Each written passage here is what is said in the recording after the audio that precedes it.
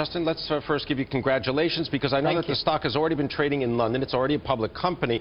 Give us a little background about GW Pharmaceuticals. It's called GW because of Jeffrey Guy, right? Jeffrey Guy and Brian Whittle. They were two physicians that started this company. What is different about this kind of pharmaceutical company? Right, so GW Pharmaceuticals is about 14 years old, and it was started in 1998, 1999. As in the UK, we were undergoing a debate about how to take care of patients who may benefit from the medicinal properties of molecules that sit within the cannabis plant.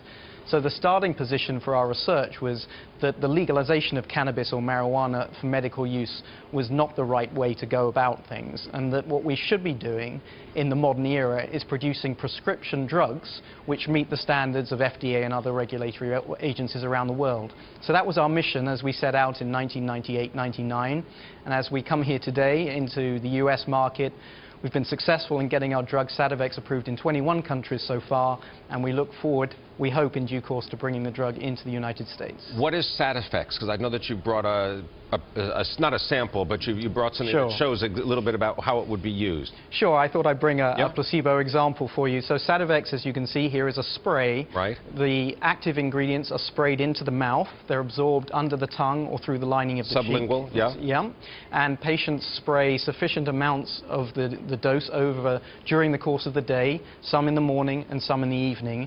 And the principal use of this product is twofold. The first is to treat pain in people who have cancer, and particularly those who are not responding adequately to morphine and other drugs along the opioid line. And the second use is as a treatment for people with multiple sclerosis who have a symptom called spasticity, which is stiffness and spasm, which is a very common disabling condition of multiple sclerosis. So we're developing this drug in these two different therapeutic areas. Give us a little insight into how you navigated the regulatory environment in the United Kingdom.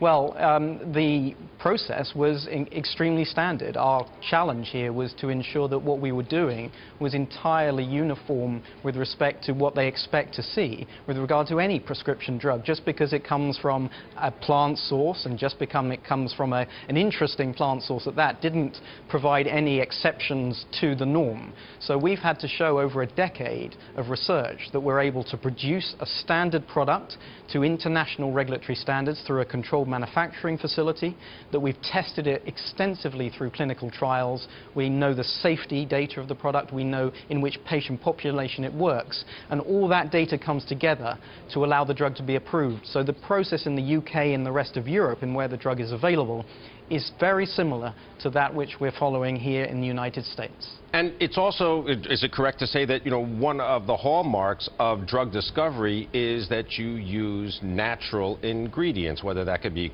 quinine, originally quinine for dealing with malaria, or coca leaves for producing certain types of anesthetics that would be used in, for example, morphine.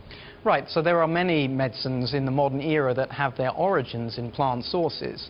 What we've done over the modern era, rightly, is ensure that those medicines can be translated into a regulatory system which provides protections for patients. Patients know that the drug they're getting every day is the same, manufactured to high standards. So you've got consistency. Consistency, you've got high quality manufacturing, you know exactly what you're getting, you know what doses you need to take, you have instructions from your physician, you know the side effects, and you know how to expect so there's some accountability. Right.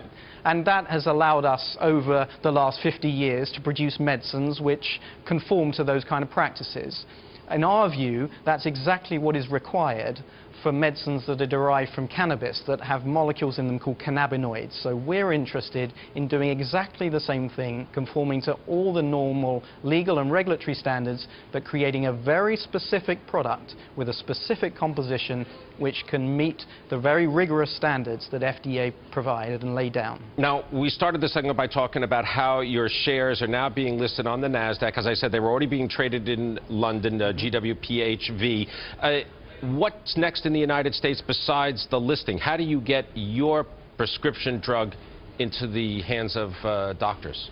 So the FDA approval process requires extensive and lengthy clinical trials.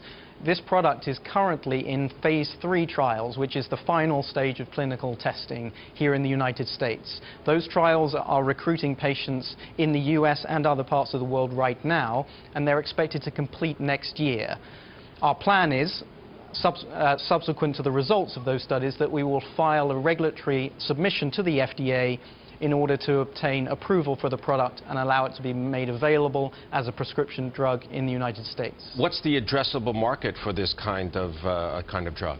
Well, certainly in the field of cancer, regrettably, of course, it's a common and increasingly common condition. People with pain who have cancer experience pain, and particularly towards the end of people's lives, pain becomes increasingly an issue for them, and they take drugs such as morphine and other opioids. For a reasonable proportion of those patients, they're either unable to tolerate those drugs or don't obtain adequate efficacy.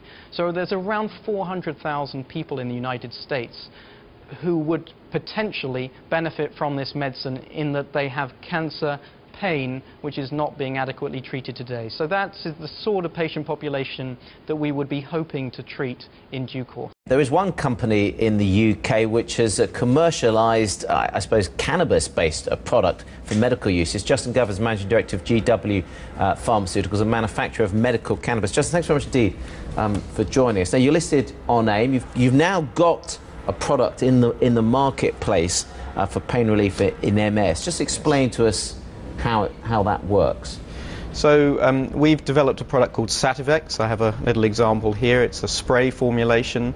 It is derived from 2 standardized extracts of specific plant types of cannabis which have been bred to exhibit specific medicinal properties. We have formulated it, developed it over the last 12 years, and have now sought and obtained approval for this product in 4 European markets. We have 4 more markets to launch next year and 10 more coming after that. So those markets that you're now starting to sell in, UK, Spain, Germany, Denmark, New Zealand, Canada as well. How many countries by the end of next year do you hope to have this in? We'd hope to have it approved in nearly 20 countries, and that really is focusing on Europe in the very short term. In the medium term, we have filings underway in Australia, parts of the Middle East are planned for next year as well, and then longer term we're looking at the United States.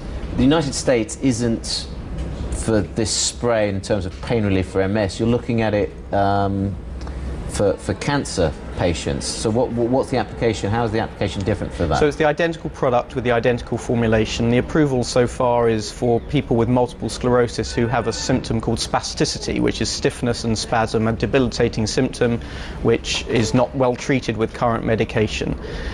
We've also have applications, as you say, for this product outside of MS. Cancer pain is the target in the United States. It will also, we hope, that indication will eventually come to the UK as well. And the target patient population there are people with advanced cancer who are perhaps coming towards the end of their lives, who have high tolerance or have developed an ability not really to develop pain relief from the morphine or opiate that they're taking, and who have an unmet need which we're seeking to treat with this new medication. So it sounds like you've got lots of expansion plans, but there have been concerns for various companies operating in this space of government cutbacks on healthcare spending. What are the production costs, and how cost effective is this for governments? Are you concerned about that as you're trying to expand?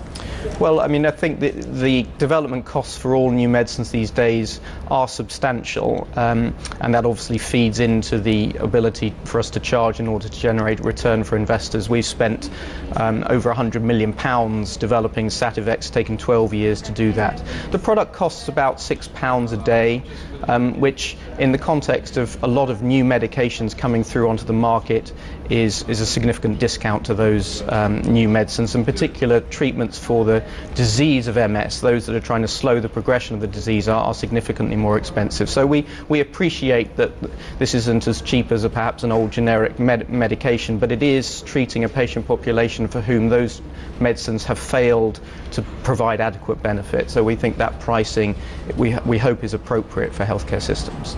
Yeah, so this should be, in the UK, for example, this should be available on the NHS. It is available on the NHS in the UK, as it should be, and we hope will be across similar healthcare systems across the world. You're in phase 3 for the United States. And how long is the process from here to getting some kind of approval? Because once you're in the States, that's a major game changer, I guess, that investors will be looking at. Yes, I mean, the US itself alone is half of the world's pharmaceutical market, so it's would be a dramatic inflection point for our company to get approval there.